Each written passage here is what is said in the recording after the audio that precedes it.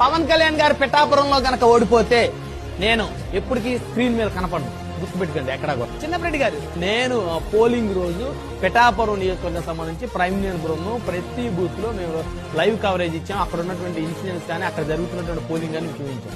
నేనే అక్కడ ప్రత్యక్ష సాక్షి.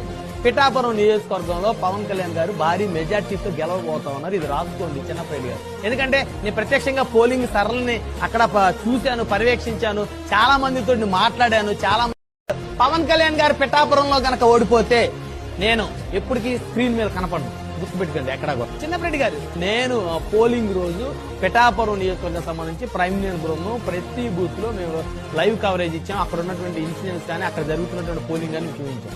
నేనే అక్కడ ప్రత్యక్ష సాక్షి. పిఠాపురం నియోజకవర్గంలో పవన్ కళ్యాణ్ గారు భారీ మెజార్టీతో గెలవబోతా ఉన్నారు. ఇది రాసుకోండి చిన్నప్పరెడ్డి గారు. ఎందుకంటే నేను ప్రత్యక్షంగా పోలింగ్ సరళిని అక్కడ చూశాను, పర్యవేక్షించాను, చాలా మందితో